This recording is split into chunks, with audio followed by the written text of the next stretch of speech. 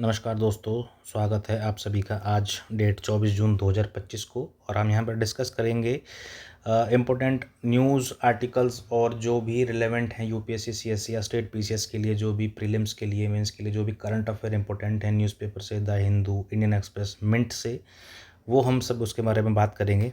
तो देखते हैं कौन कौन से टॉपिक आज हम डिस्कस करने वाले हैं। सबसे पहला है वोल्केनोज ऑफ वर्ल्ड, क्यों न्यूज़ में है, इसके ऊपर बात करेंगे। मोरिंगा, ये इसके ऊपर प्रीवियस ईयर क्वेश्चन आया हुआ है।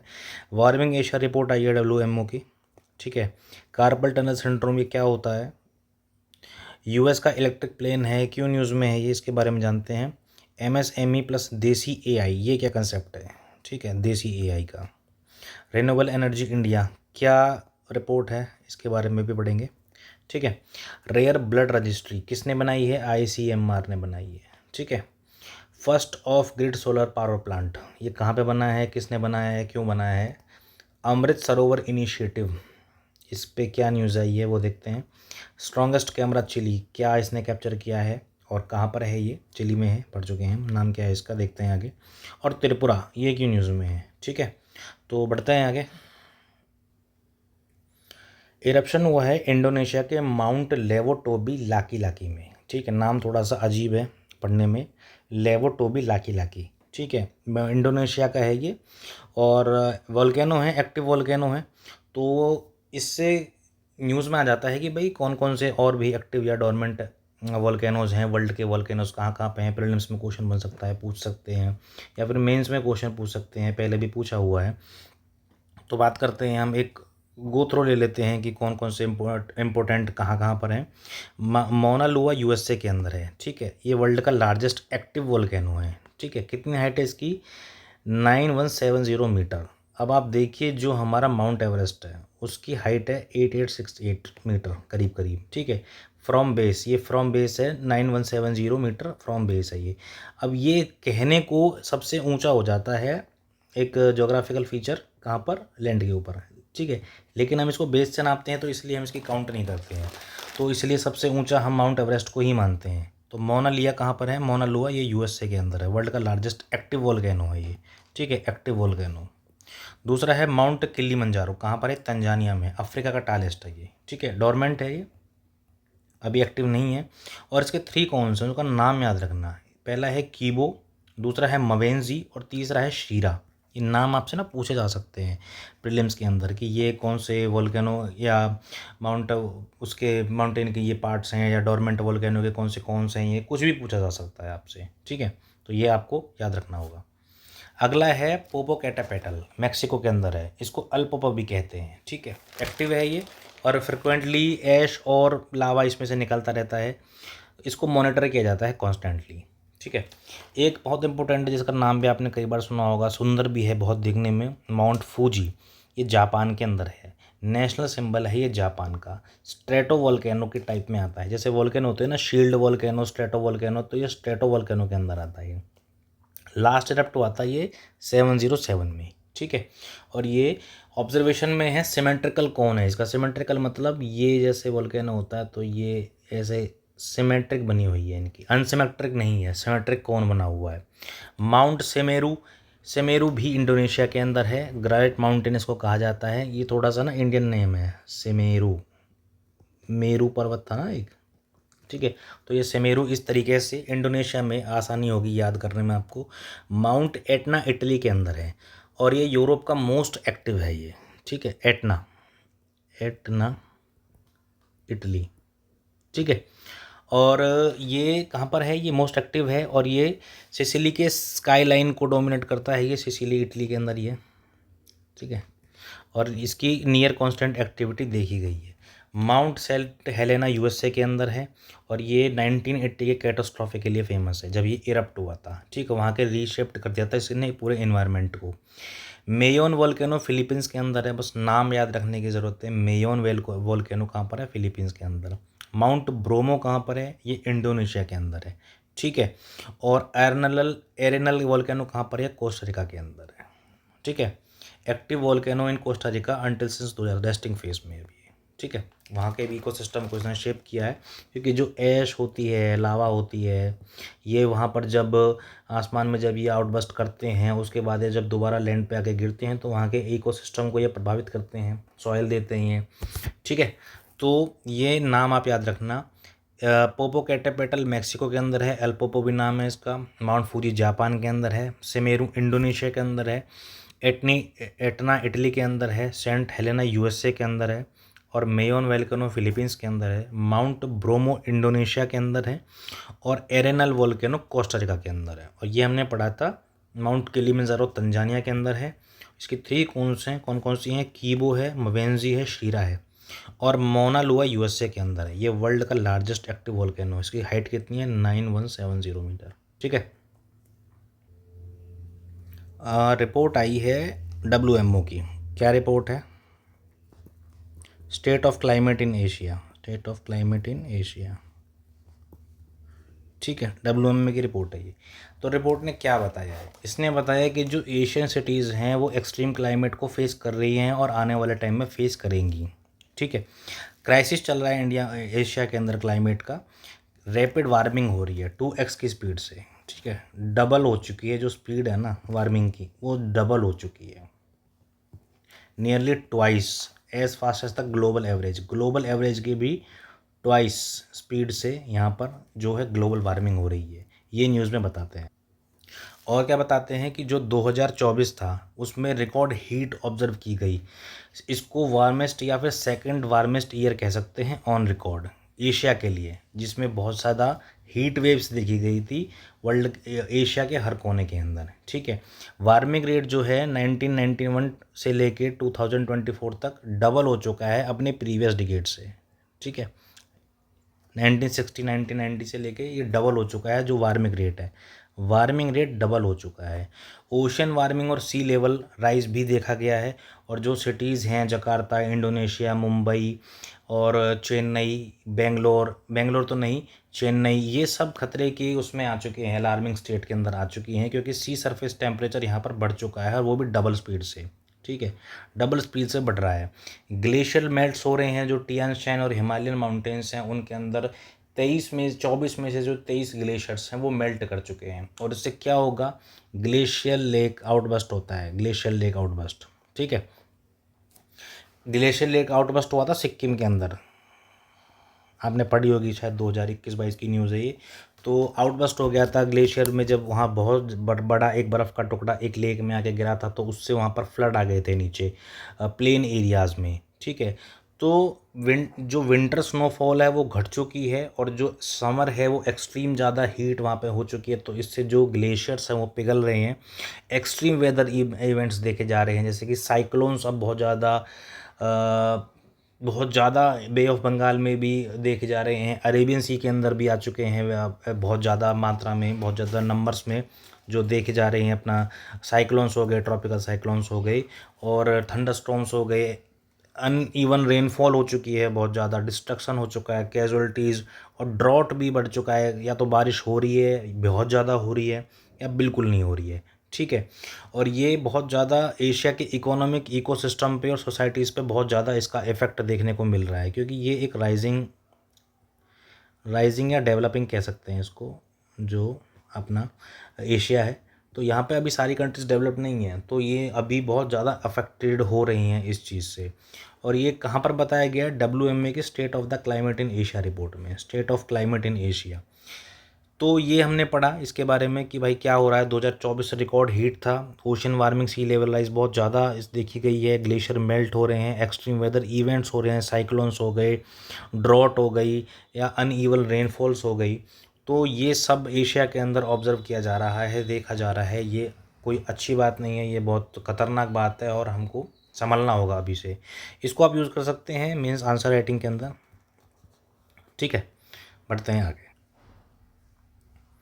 मोरिंगा के बारे में बात करेंगे। मोरिंगा, मोरिंगा, ठीक है, इसको ड्रमस्टिक भी कहते हैं।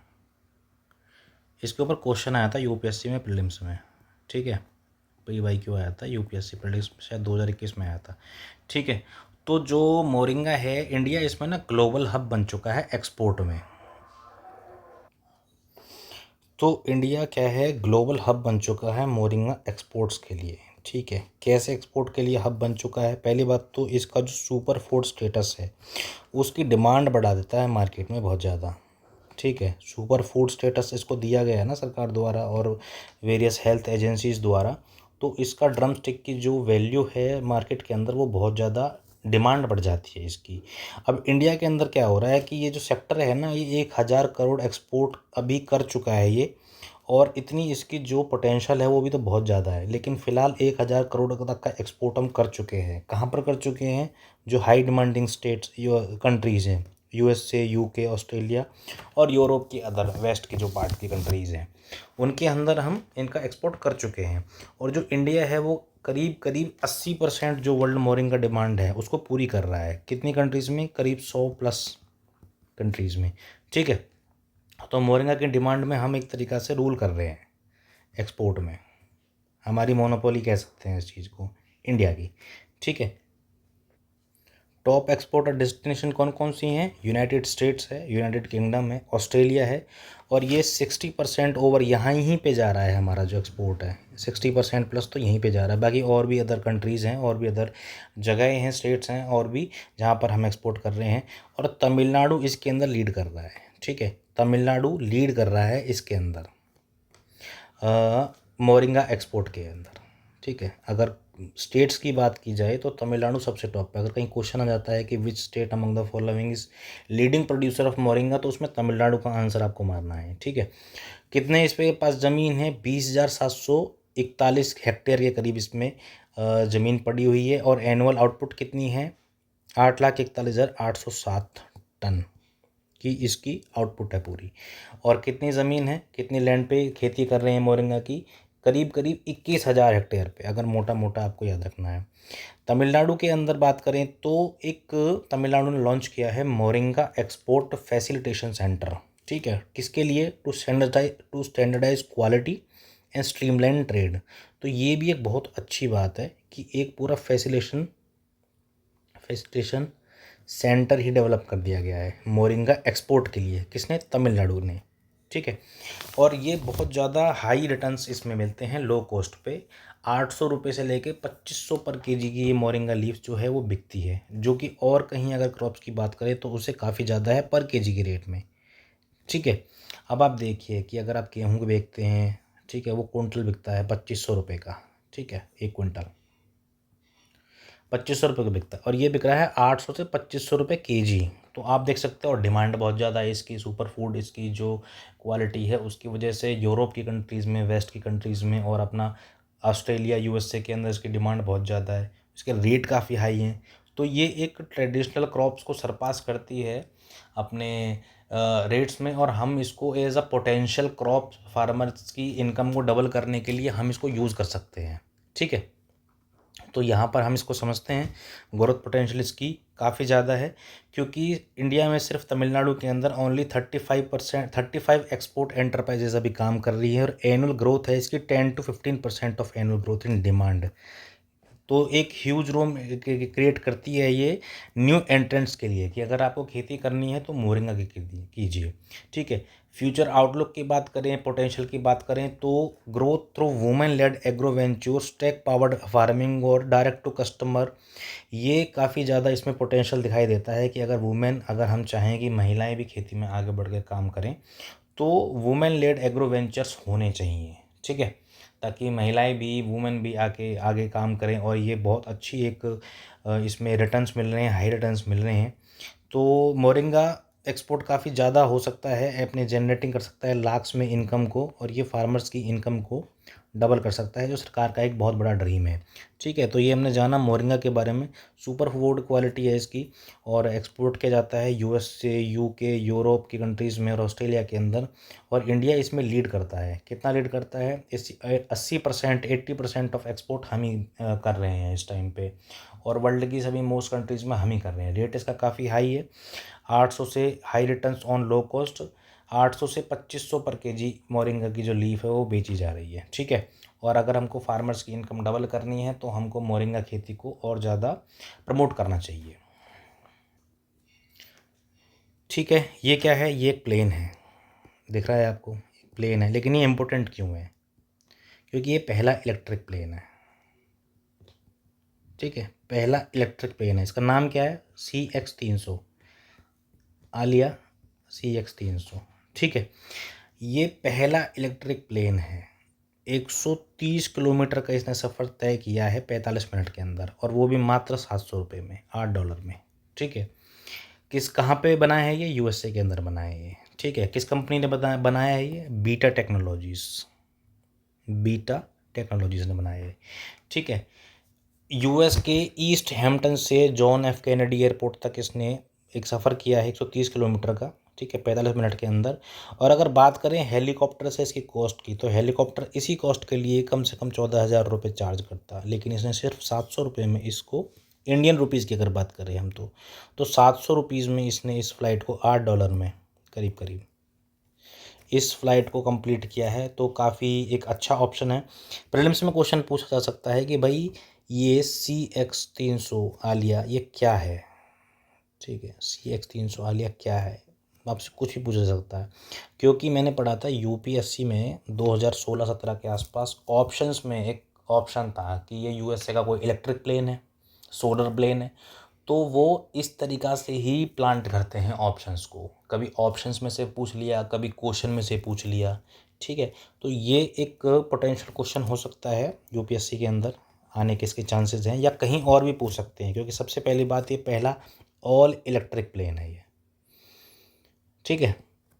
नाम याद रखना, आलिया CX-300, ठीक है। बीटा टेक्नोलॉजीज, ये बेशक से याद मत रखो, लेकिन ये USA के अंदर बना हुआ प्लेन है ये, ठीक है। नाम क्या है इसका? ये रहा, आलिया CX-300, ठीक है। First electric plane to successfully carry passengers over 130 kilometres in USA, ठीक है। तो ये पूछा जा सकता है किसी भी एग्ज़ाम के अंदर, या UPSC के अंदर तो बिल्कुल पूछा जा सकता है। ये न्यूज़ है कि एक रजिस्ट्री, नेशनल रजिस्ट्री लॉन्च हुई है इंडिया के अंदर। किस चीज़ के लिए रजिस्ट्री है ये है रेयर ब्लड टाइप्स के लिए। जो रेयर ब्लड होते हैं ना, ऐसे बॉम्बे ब्लड ग्रुप हो गया, आपने मूवी देखी होगी कहानी, ठीक है, किसकी? विद्या बालन की। उसके अंदर एक ब्लड ग्रुप होता है बॉम्बे ब्लड ग्रुप, ठीक है। तो इस तरीक़ा के जो रेयर ब्लड टाइप्स होते हैं, जो इजीली नहीं मिल पाते हैं, तो उनके लिए एक रजिस्ट्री बनाएंगे, रजिस्ट्री, ठीक है, कि वहाँ पे हमको पता चल सके कि भाई कौन सा ब्लड ग्रुप आज के टाइम पे कहाँ पर अवेलेबल है, ताकि ईजी हो जाए ढूंढने में, पता करने में। तो किसने बनाया है, किसने लॉन्च किया है? ICMR ने, Indian council of medical research ने इसको लॉन्च किया है, national rare blood donor registry. किसके लिए? To help patient with uncommon blood types who require frequent transfusion, जिनको फ्रीक्वेंट ट्रांसफ्यूजन की ज़रूरत होती है ना अनकॉमन ब्लड टाइप में, उनके लिए रजिस्ट्री बनाई गई है। किसने डेवलप किया है इसको? National institute of immunohaematology, Mumbai में इसको हेडक्वार्टर है, NIIH, immunohaematology, national institute of immunohaematology, इन्होंने इसको डेवलप किया है, ठीक है। और ये रजिस्ट्री जो है इसको इंटीग्रेट किया जाएगा with e Raktkosh, the digital platform that currently provides real time information on blood availability across India. E Raktkosh, ये याद रखना, ठीक है, ई रक्तकोश के साथ इसको इंटीग्रेट किया जाएगा, ठीक है। ये डिजिटल प्लेटफॉर्म है जो करंटली प्रोवाइड करता है रियल टाइम इन्फॉर्मेशन को, किसके बारे में? ब्लड अवेलेबिलिटी अक्रॉस इंडिया के बारे में। कार्पल टनल सिंड्रोम प्रीलिम्स के लिए इंपॉर्टेंट है, ये पूछा जा सकता है कि भाई ये सिंड्रोम किस चीज़ से रिलेटेड है, कार्पल टनल, या किसी ऑप्शन के अंदर पूछा जा सकता है आपको कंफ्यूज करने के लिए, तो आपको पता होना चाहिए। कार्पल टनल सिंड्रोम क्या होता है कि ये जो हाथ के अंदर जो हमारी हथेली, ये जो पंजा होता है, इसके अंदर जो मीडियन नर्व होती है, जब ये कंप्रेस हो जाती है, ठीक है, जब ये कंप्रेस हो जाती है तो किसी भी चीज़ को होल्ड करने में या सॉलिड फिस्ट बनाने में प्रॉब्लम होती है इंसान को, ठीक है, उसी को कहते हैं कार्पल टनल सिंड्रोम। क्या होता है इसके अंदर? नमनेस होती है, बर्निंग होती है, टिंगलिंग होती है, पेन होती है और वीकनेस होती है। वुमेन के अंदर ज़्यादा होती है पुरुषों के कंपैरिजन में, ठीक है, मेंस के कंपैरिजन में वुमेन को ज़्यादा होती है। क्या होता है? Carpal tunnel syndrome. क्यों होता है ये? कंप्रेशन ऑफ मीडियन नर्व, ठीक है, कंप्रेशन ऑफ मीडियम नर्व, कहाँ कहाँ पर है medium nerve? A narrow space in the wrist, ठीक है। वुमेन के अंदर ज़्यादा होती है। Faces difficulty in holding, hold करने में डिफ़िकल्टी होना, ठीक है। इसको कहते हैं कार्पल टनल सिंड्रोम। प्रीलिम्स के लिए इंपॉर्टेंट है, बस इतना ही याद रखो। कहीं पूछ ले, किसी स्टेट पीसीएस में पूछ ले या किसी एचसीएस के अंदर का भी पूछ लेते हैं इस तरह के क्वेश्चंस, तो आपको पता होना चाहिए। मोस्ट पावरफुल कैमरा है वर्ल्ड का, कहाँ पर है? चिले के अंदर, ठीक है। नाम क्या है उसका? Legacy survey of space and time camera, LSST camera, ठीक है। कहाँ पर है ये? NSF-DOE वेरा सी रूबिन इन ऑब्जर्वेटरी के अंदर है। ये नाम याद रखने की ज़रूरत नहीं है, इसको बेशक से भूल जाओ, बस ये याद रखो, the legacy survey of space and time. ये क्या है? ये कैमरा है। कहाँ पर है? अगर आपसे ये पूछ रहे हैं ना कि वर्ल्ड का सबसे बड़ा कैमरा कहाँ पर है, ठीक है, मोस्ट पावरफुल कैमरा कहाँ पर है, वो चिले के अंदर है, बस इतना। ये इसने इमेज कैप्चर की है, ठीक है।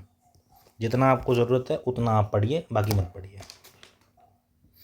त्रिपुरा बन चुका है तीसरा राज्य, fully literate state after Mizoram and Goa, ठीक है। ये त्रिपुरा के सीएम हैं, इन्होंने अनाउंस किया है, डॉक्टर मानिक शाह ने, कि जो त्रिपुरा है वो भी 95.6% लिटरेसी रेट के साथ फुल्ली लिटरेट स्टेट बन चुका है। अब कहते हैं कि 100% होना चाहिए, 100% लिटरेसी नहीं होती है क्राइटेरिया, 95% होता है। The literacy rate that exceed 95%, तो 95% 0.6 जिनका बता रहे हैं ये, तो ये त्रिपुरा के जो सीएम हैं इन्होंने अनाउंस किया है कि भाई हमारा स्टेट भी, हम मिज़ोरम और गोवा के बाद हम भी फुल्ली लिटरेट स्टेट हो चुके हैं, ऐसा हमने क्लेम किया है, ठीक है।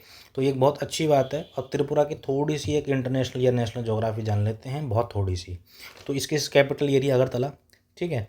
और ये बांग्लादेश इसको बाउंड्री करता है दो साइड से, और असम और मिज़ोरम। अगर इंडियन स्टेट्स की बात करें तो दो इंडियन स्टेट हैं जो त्रिपुरा को बॉर्डर करती हैं। कौन कौन सी हैं? एक तो असम है, एक मिज़ोरम है, ठीक है। मिज़ोरम है और एक असम है, ये जो दो स्टेट्स हैं ये बॉर्डर करती हैं त्रिपुरा को। और एक इंटरनेशनल बॉर्डर है बांग्लादेश का, ठीक है, जो त्रिपुरा के साथ बॉर्डर करता है। तो त्रिपुरा के लिए क्या न्यूज़ है कि ये भी एक फुल्ली लिटरेट स्टेट बन चुका है, थर्ड है। पहले दो कौन से हैं? मिज़ोरम इसका पड़ोसी, ये रहा, याद करने में आसानी होगी, और गोवा, ठीक है। छोटा राज्य है तो याद हो जाएगा आराम से। तो गोवा हो चुका है और मिज़ोरम हो चुका है, और तीसरा है त्रिपुरा, ठीक है। तो ये याद रखना, आप किसी भी एग्ज़ाम में आपसे पूछा जा सकता है, प्रीलिम्स के लिए इंपॉर्टेंट है, किसी स्टेट पीसीएस के अंदर, या हो सकता है कहीं ऑप्शन में डाल दें आपके, या कहीं कोई ज्योग्राफिकल फीचर पूछ सकता है जिसके बारे में हम आगे बात करेंगे ऑफ कोर्स। अभी के लिए इतना जान लीजिए कि ये मिज़ोरम से बाउंड्री करता है, असम से बाउंड्री करता है, ये दो स्टेट से बाउंड्री करता है, और एक इंटरनेशनल बॉर्डर टू साइड से, ठीक है। अगरतला इसकी कैपिटल है, ठीक है। बढ़ते हैं। अमृत सरोवर ये मिशन है भारत सरकार का, मिशन अमृत सरोवर, ठीक है, या अमृत सरोवर इनिशिएटिव। कब लॉन्च हुआ था ये? 2022 में हुआ था। क्यों हुआ था? जब भारत अपनी 75th इंडिपेंडेंस सेलिब्रेशन करा था, 75th ईयर ऑफ इंडिपेंडेंस, तब हमने इसको लॉन्च किया था, ठीक है, अमृत सरोवर को, अमृत सरोवर इनिशिएटिव को, ठीक है। इसका पर्पज़ क्या था इसको स्टार्ट करने का? इसका ये था कि हर डिस्ट्रिक्ट में 75 डिस्ट्रिक्ट इसमें ली गई थी, और सभी में या तो रिजुवनेट करो या न्यू कंस्ट्रक्ट करो पॉन्ड्स का। क्यों करें? ताकि जो ग्राउंड वाटर है हम उसको दोबारा से जो रेन वाटर हार्वेस्टिंग या फिर ग्राउंड वाटर रिचार्ज के लिए हम उसको यूज़ कर सकते हैं। 75+ डिस्ट्रिक्ट्स में इसको लॉन्च किया गया था, ठीक है। रिजुवनेशन और new construction of ponds, water bodies, ठीक है।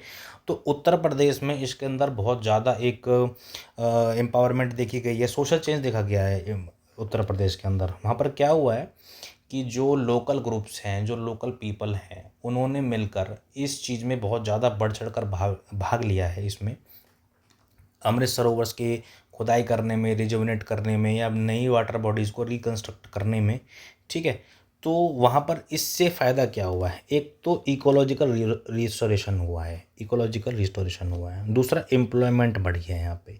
अब मनरेगा के तहत, ठीक है, इसमें काम किया गया है वुमेंस के द्वारा, और जो वल्नरेबल सेक्शंस हैं सोसाइटी के, जिनको मनरेगा के तहत जॉब दी जाती है, उनके साथ मिलकर काम किया है सभी ने मिलके, और रिजुवनेट किया है, और न्यूली वाटर बॉडीज़ को रिकंस्ट्रक्ट किया गया है, कंस्ट्रक्ट किया गया है, ठीक है। तो इसमें लोकल्स ने बहुत ज़्यादा बढ़ चढ़ कर भाग लिया है। ये एक मेंस आंसर राइटिंग में आपके एनरिचमेंट आंसर को एनरिच करने के लिए यूज़ हो सकती है कि जो मनरेगा में जो लोग काम कर रहे हैं उत्तर प्रदेश के अंदर, उन्होंने अमृत सरोवर इनिशिएटिव से employment generation plus ecological restoration दोनों में मिलकर काम किया है, ठीक है। और स्ट्रॉन्ग कम्युनिटी पार्टिसिपेशन भी देखी गई है, ठीक है। तो ये एक छोटी सी न्यूज़ थी। पीछे शायद थोड़ा मैं मिसपेल्ट कर गया था बोलते बोलते। ये टू कंस्ट्रक्ट है, इसका एम जो है ना, मिशन का aim to construct and rejuvenate at least 75 Amrit Sarovars in each district. 75 Amrit Sarovar in each district across India to overcome water crisis in rural areas, ठीक है। तो ये इसका मिशन है। कब लॉन्च हुआ था ये? 2022 में, जब इंडिया अपना 75th ईयर मना रहा था इंडिपेंडेंस का, ठीक है। बढ़ते हैं अगली न्यूज़। इंडिया के अंदर जो नॉन फॉसिल फ्यूल जो एनर्जी जो प्रोडक्शन हो रही है नॉन फॉसिल फ्यूल रिसोर्सेज से, वो बढ़ रही है, ठीक है।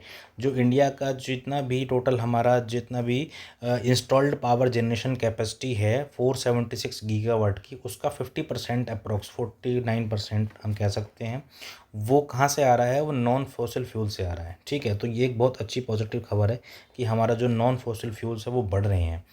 कहाँ कहाँ है, कैसे कैसे, हम देखते हैं अभी। तो ये अपना 226 गीगावाट रिन्यूएबल एनर्जी से है और 8.8 गीगावाट न्यूक्लियर से है, ठीक है।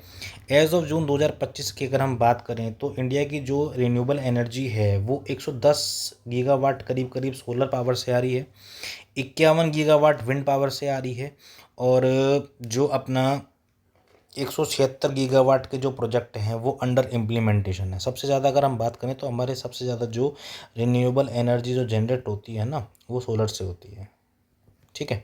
तो ये एक ज़रूरी बात थी, मेंस आंसर राइटिंग में आप इसको यूज़ कर सकते हैं कहीं पे भी, कि भाई जो हमारे टोटल इंस्टॉल्ड कैपेसिटी है पावर जनरेशन की, उसका जो 50% है वो हमारा रिन्यूएबल एनर्जी से आ रहा है। तो इंडिया अपने गोल्स की तरफ बढ़ रहा है धीरे धीरे। हम जो बात करते हैं कि ना कि हम ज़ीरो एनर्जी एमिशन करेंगे इलेक्ट्रिसिटी प्रोडक्शन में या किसी भी ट्रांसमिशन के अंदर, तो हम उसको धीरे धीरे अचीव कर पा रहे हैं। ये एक बहुत अच्छी बात है। 476 गीगावाट है हमारी टोटल, और उसमें से 49% हम कंट्रीब्यूट करते हैं नॉन फॉसिल फ्यूल से, ठीक है, फॉसिल फ्यूल से। बढ़ते हैं अगली न्यूज़ पे। पीछे पड़ा था एशिया के बारे में, यहाँ हम स्पेसिफिक इंडिया के बारे में पढ़ेंगे कि जो इंडिया की जो कोस्टल सिटीज़ हैं वो रिस्क पर हैं। क्यों रिस्क पर हैं? क्योंकि जो एवरेज एनुअल टेम्परेचर है वो 2050 तक एक्सपेक्टेड टू राइज है 1 degree Celsius to 2 degree Celsius, ठीक है। इससे होगा क्या? जो करंट सी लेवल है वो बढ़ रहा है, कितना? करीब करीब 1.06 से 1.75 मिलीमीटर पर ईयर, और भी ज़्यादा, ठीक है। अब जब ये बढ़ेगा तो जो इंडिया की जो कोस्टल सिटीज़ हैं, ठीक है, यहाँ मुंबई है, यहाँ चेन्नई है, यहाँ अपना पौंडीचेरी है, ये सब फिर इसमें ये सब डूब जाएंगी ना। यहाँ जब सी राइज लेवल बढ़ेगा तो इनका डूबने का खतरा बहुत ज़्यादा हो जाएगा, ठीक है। ये तिरुवनंतपुरम है, ठीक है। तो ये सही नहीं है, क्योंकि जो कोस्टल सिटीज़ है, अब आपने देखा होगा केरला के अंदर फ्लड्स आते हैं, ठीक है। ये सिटीज़ जो हैं महाराष्ट्र में मुंबई है, जब बारिश होती है इनमें फ्लड्स आ जाते हैं। तो जब इनके बारिश से इनमें इतना बुरा हाल हो जाता है, तो सोचिए जब सी लेवल राइज इनका बढ़ेगा तो तब क्या हाल होगा इनका। तो ये एक बहुत ज़्यादा कंसर्न की बात है, ठीक है। तो समझना चाहिए सभी को। एक हम भी हमने पीछे भी पढ़ा कि भाई इंडिया नॉन फॉसिल फ्यूल से 50% अपनी एनर्जी का प्रोडक्शन कर रही है, लेकिन मेरे हिसाब से अभी भी हम बहुत पीछे चल रहे हैं, क्योंकि बहुत ज़्यादा अभी भी एयर कंडीशन और रेफ्रिजरेशन से जो एमिशन होता है, जो कार्बन्स हो गए, CFC जो कंपाउंड्स हो गए, उनसे बहुत ज़्यादा ओजोन की जो हीट होती है वो इंडिया के अंदर वर्ल्ड अर्थ पे आती है बहुत ज़्यादा, जो ओजोन के जो छेद हो जाता है उससे, या फिर ये बढ़ाती हैं इनकी जो एमिशन है वो बहुत ज़्यादा हो जाती हैं। तो ये एक कंसर्निंग चीज़ है यहाँ पर। तो ये एक आप पढ़ सकते हैं, इसको याद कर सकते हैं, कहीं आंसर राइटिंग में इसको डाल सकते हैं, ठीक है। बढ़ते अगले। तो इंडिया का जो first of grid green hydrogen plant है वो कमीशन हो चुका है, ठीक है। अदानी की जो न्यू इंडस्ट्रीज़ हैं उसने कमीशन किया है India's first of grid 5 megawatt 5 megawatt green hydrogen plant. कहाँ पर? कच्छ में, गुजरात के अंदर। ठीक है, ये फुल्ली पावर्ड रहेगा सोलर एनर्जी से और बैटरी स्टोरेज से इसको सपोर्ट मिलेगा। जो एनर्जी हम अगर स्टोर करने की बात करें तो कहाँ पर करेंगे हम? बैटरीज के अंदर करेंगे। ठीक है, और ये जो प्लांट है ये बहुत एक मैग्निफिसेंट स्टेप है किसकी तरफ? Decentralise renewable hydrogen energy production के लिए। ठीक है, तो एक बहुत अच्छी बात है और इंडिया का जो ग्रीन हाइड्रोजन मिशन है उसके साथ भी ये अलाइन करता है और इंडिया की जो इनोवेशन है उसको दिखाता है सस्टेनेबल एनर्जी इंडिपेंडेंट सॉल्यूशंस में। तो ये जो ऑफ ग्रिड प्लांट है इसका मतलब क्या होता है कि ये किसी भारी प्रोडक्शन पे, इलेक्ट्रिसिटी प्रोडक्शन पर डिपेंड नहीं रहेगा, ये फुली इंडिपेंडेंट रहेगा और इसमें जितनी भी प्रोडक्शन होगी एनर्जी की वो खुद से ही होगी। ऑफ ग्रिड इसका मतलब यही होता है। ठीक है, ये मैंने लिखा भी हुआ है। India's first of grid means plant produce its own hydrogen using renewable energy, solar in this case, entirely separate from. ठीक है, ऑपरेट एंटायरली सेपरेट फ्रॉम। तो मैंने बात किया कि भाई 476 करीब गीगावाट हम प्रोडक्शन कर रहे हैं इंस्टॉल्ड कैपेसिटी का, उसमें से भी हम 279% गीगावाट कुछ हम रिन्यूएबल में नॉन फॉसिल फ्यूल से हम करते हैं। और वहाँ पे भी देखो एक छोटा सा इनिशिएटिव है, फर्स्ट इनिशिएटिव है, महत्वपूर्ण इनिशिएटिव है, इंपॉर्टेंट है। ठीक है, 5 मेगावाट इलेक्ट्रिसिटी हम प्रोड्यूस करेंगे कहाँ से? फुल्ली सोलर एनर्जी से और सपोर्ट करेंगे इसको बैटरी स्टोरेज से। और इंडिया का ये first of grid green hydrogen plant है। ठीक है, हाइड्रोजन पे भारत सरकार बहुत ज़्यादा ध्यान दे रही है इस टाइम पे। तो ये फर्स्ट ग्रीन हाइड्रोजन प्लांट है हमारी कंट्री का। कहाँ पर है? कच्छ में, गुजरात में। किसने बनाया है? अदानी न्यू इंडस्ट्रीज़ ने। ठीक है, कच्छ में, गुजरात में। और ये हमारी इंडिया के नेशनल ग्रीन हाइड्रोजन मिशन को भी सपोर्ट करता है। ठीक है, ये लास्ट टॉपिक है आज का, देसी एआईज। क्या है देसी एआई? ठीक है, पहले तो इसके बारे में पढ़ेंगे। और ये क्या कर रहा है? ये एम्पावर कर रहा है इंडिया के एमएसएमई सेक्टर को। कल पढ़ा था ना उन्होंने एमएसएमई सेक्टर के बारे में। ठीक है, तो उसको एम्पावर करता है हमारा देसी एआई। ठीक है, ये देसी एआई क्या है? अब चैट जीपीटी हो गया, गूगल जेमिनाई हो गया, परप्लेक्सिटी हो गया, या और भी जो इस टाइम पे चैट बोट्स चल रहे हैं या आर्टिफिशियल इंटेलिजेंस के जो ये प्रोग्राम्स चल रहे हैं, ये सभी फॉरेन के हैं। गूगल का है कोई, मेटा का है कोई। ठीक है, या अपना अमेरिकन कंपनीज़ का है कोई, तो एक डीप सी का है चाइना का। ठीक है, तो ऐसे ही इंडिया के अपने देसी एआईज हैं, आर्टिफिशियल इंटेलिजेंस चैटबॉट्स कह लो या उनको लैंग्वेज प्रोग्राम्स कह लो, उनको मशीन लर्निंग प्रोग्राम्स कह लो, उनको वो जो इंडिया को सपोर्ट कर रहे हैं, इंडिया के एमएसएमई सपोर्ट कर रहे हैं। ठीक है, अब ये क्या है? सबसे पहली बात तो ये अफोर्डेबल हैं। ठीक है, लो कॉस्ट पर मिल रहे हैं हमको और अपनी ही लोकल लैंग्वेजेस में हमको सपोर्ट कर रहे हैं, भारतीय भाषा में या किसी और रीजनल लैंग्वेजेस में। ठीक है, तो एमएसएमई और एआई का जो बहुत एक अच्छा इस टाइम पे कोलैबोरेशन बन के आ रहा है, ये बहुत ज़रूरी है इंडिया के प्रोडक्शन को बढ़ाने के लिए। तो ये ओवरकम करते हैं लैंग्वेज को। ठीक है, भाषा की कोई प्रॉब्लम नहीं, कोस्ट को और टेक बैरियर्स को, क्योंकि इंडिया के सॉफ्टवेयर से बनाया गया है, इंडियन कंपनीज़ ने बनाया गया है और इंडिया के लोगों द्वारा बनाया गया है। तो ये जो देसी एआई है वो एम्पावर करते हैं प्रोडक्टिविटी को, जॉब्स को क्रिएट करते हैं और रीशेप करते हैं इंडिया के स्मॉल बिजनेस लैंडस्केप को। ठीक है, कौन कौन से हैं? छोटा सा एग्जाम्पल देखते हैं। जैसे कि अगर बात करें चैटबॉट्स की, vernacular AI chatbots, voice bots हो गए, जैसे कि फार्मिंग एडवाइस के लिए अगर हम एक फार्मिंग का एग्जांपल ले तो किसान एआई करके एक चैटबॉट है। ठीक है, फार्मर बोट करके एक चैटबॉट है। ये क्या करते हैं? ये फाइनेंशियल गाइडेंस देते हैं मल्टीपल लैंग्वेजेस में, इंडियन लैंग्वेजेस में। किसको? फार्मिंग किसानों को। ठीक है, किसानों को, फार्मर्स को। ऐसे ही एक वैक्सो लैब है, वो क्या करती है? वो फोकस करती है प्रोसेस ऑप्टिमाइजेशन में, क्वालिटी कंट्रोल में और सेफ्टी करती है इंडियन फैक्ट्रीज़ की। ठीक है, जो अगर कोई हज़ार्ड ना हो जाए कंपनी के अंदर, पहले से पहले उनको अलर्ट सिस्टम पे रखना। ये मैन्युफैक्चरिंग एमएसएमई में ये किसका काम आता है? वैक्सो लैब्स का। ये हमारा देसी एआई है। ठीक है, देसी एआई। और जैसे क्रॉप इन और जीवा करके प्लेटफॉर्म्स हैं, ये एआई फॉर एग्रीकल्चर एमएसएमई है, क्रॉप इन और जीवा।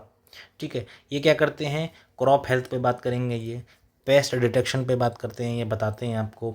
और मार्केट एक्सेस बताते हैं स्मॉल होल्डर्स फार्मर्स की। जो स्मॉल होल्डर्स हैं जिनके पास छोटी खेती है, उनको मार्केट एक्सेस बताते हैं कि भाई आपकी अगर फसल है तो आप वहाँ पर बेच सकते हो, वहाँ पर इस टाइम पर रिक्वायरमेंट है। और इस तरीक़ा से जो मेड इन इंडिया अपने जो अपने एआई चैटबॉट्स हैं वो बहुत ज़्यादा इंपॉर्टेंट है। अब चैट जीपीटी ये नहीं समझ पाएंगे जो एक वर्नेकुलर लैंग्वेज में अगर हम बात करें, तमिल में, तेलुगु में फार्मर्स की जो प्रॉब्लम है, जो एक वो अपना आउटरीच बढ़ाना चाहते हैं फार्मर्स अपना, या एमएसएमईज जो हैं वो इंडियंस हमको भी प्रमोट करनी चाहिए अपनी, और डिपेंडेंसी नहीं रहनी चाहिए, क्योंकि आत्मनिर्भर भारत की बात है, made in India made for world. अगर हम भी एक कोई ऐसा चैटबॉट बना दें जो ग्लोबली बहुत ज़्यादा अपना नाम कर सकते, तो इससे अच्छी कोई बात हो नहीं सकती। आखिरी है कि affordable financial automation AI tools from SaaS company. SaaS मतलब software as a service, software as a service जो स्ट्रीमलाइन करती हैं अकाउंटिंग को, फाइनेंशियल मैनेजमेंट को फॉर स्मॉल बिजनेसेस, ये भी बहुत ज़रूरी है। तो ये सब हमने पढ़ा है कि भाई जो देसी एआईज़ हैं वो कितनी ज़रूरी है इंडिया के एमएसएमई प्रोडक्शन के लिए, ठीक है। और कुछ एग्जांपल्स भी हमने जाने। तो आज के टॉपिक्स इतने ही थे, और उम्मीद करता हूँ कि आपको बहुत अच्छे लगे होंगे और आपके लिए बहुत ज़्यादा उपयोगी रहेंगे, वे इम्पोर्टेंस रखते होंगे आपके लिए बहुत ज़्यादा। और आप रिवीजन कर सकते हैं, यहीं से स्लाइड से रिवीजन कर सकते हैं आप फ़िलहाल के लिए। और मैं आपको पीडीएफ जल्दी प्रोवाइड करा दिया करूँगा एक टेलीग्राम चैनल पे, ठीक है, या जहाँ पर भी आपको प्रोवाइड कराऊँगा मैं आपको लिंक दे दिया करूँगा वीडियोज़ में, ठीक है। तो आप एक छोटी सी रिवीजन कर लेते हैं टॉपिक्स। ये वोल्केनोस पढ़े हमने वर्ल्ड के, ठीक है, वोल्केनोस हमने पढ़े, मौना लोआ, किलीमंजारो ये हमने पढ़े, ठीक है। मोरिंगा इंडिया इस टाइम पे लीड कर रहा है 80% एक्सपोर्ट में, तमिलनाडु टॉप पर है, ठीक है। और इसके अंदर बहुत ज़्यादा पोटेंशियल है, ग्रोथ है इसके अंदर, लो कॉस्ट और हाई प्रॉफिट। और एशिया गर्म हो रहा है कंपेरेटिवली अदर की बात करें, 2x की स्पीड पे गर्म हो रहा है एशिया, वार्मिंग हो रही है, ग्लेशियर्स पिघल रहे हैं, ठीक है, सी लेवल राइज हो रहा है। कैप कार्पल टनल सिंड्रोम क्या होता है, ये हाथ जो रिस्ट होती है हमारी, उसका जो कंट्रोल होता है फिस्ट पे या किसी चीज़ को होल्ड करने की कैपेसिटी होती है वो कमज़ोर पड़ जाती है, नमनेस होती है, टिंगलिंग होती है हाथ के अंदर। इलेक्ट्रिक प्लेन पढ़ा हमने यूएसए का आलिया CX-300, ठीक है, ये आपको याद रखना है क्योंकि ये पूछा जा सकता है किसी एग्ज़ाम में। एमएसएमई और देसी एआई के बारे में बात करी हमने, क्रॉप एआई, क्रॉप इन, जीवा, ठीक है, वेक्सोलैब। ये इंडिया की जो देसी एआईज़ हैं हमारी, आर्टिफिशियल इंटेलिजेंस चैटबॉट्स हो गए या वॉइस चैट्स हो गए या कोई भी और प्रोसेसिंग में, प्रोडक्शन में काम आने वाले ऑटोमेशन में हो गए, तो देसी एआई और एमएसआई में मिलके हम काफ़ी ज़्यादा प्रगति कर सकते हैं, उन्नति कर सकते हैं। रिन्यूएबल एनर्जी इंडिया के बारे में बात करें कि जो 49% अप्रॉक्स 50% जो हमारा एनर्जी प्रोडक्शन हो रहा है वो नॉन फॉसिल फ्यूल से हो रहा है, ठीक है, और उसमें सबसे ज़्यादा है सोलर। रेयर ब्लड रजिस्ट्री की बात करी हमने, ICMR ने बनाई है ये, ठीक है। First of grid solar power plant ये कहाँ पर आया, कच्छ में, कितने का है, 5 मेगावाट का, किसने बनाया है, अदानी इंडस्ट्रीज़ ने, ठीक है। अमृत सरोवर इनिशिएटिव की बात की हमने, अमृत सरोवर इनिशिएटिव उत्तर प्रदेश के अंदर, इसमें जॉब प्लस इकोलॉजिकल रिस्टोरेशन यानी कि एम्प्लॉयमेंट प्लस इकोलॉजिकल रिस्टोरेशन दोनों मिलकर काम चल रहे हैं।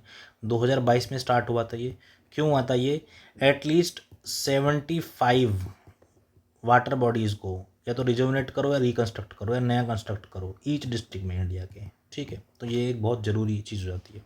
स्ट्रॉन्गेस्ट कैमरा की बात करी हमने जिले के अंदर, और ये त्रिपुरा जो है ये 3rd स्टेट बन चुका है इंडिया में, मिज़ोरम और गोवा के बाद, जिसने फुल्ली लिटरेसी अचीव की है, ठीक है। किस किस से बॉर्डर करता है ये, असम से करता है और मिजोरम से करता है, ठीक है, और एक बांग्लादेश से करता है इंटरनेशनल बॉर्डर। तो ये सब हमने जाना, और आप इसको रिवीजन कीजिए, रिवाइज़ कीजिए, बार बार पढ़िए, आपके एग्ज़ाम के लिए बहुत ज़्यादा इंपॉर्टेंट है। कल मिलते हैं 25 जून को अगले करंट अफेयर सीरीज़ के साथ और नए करंट अफेयर्स के साथ।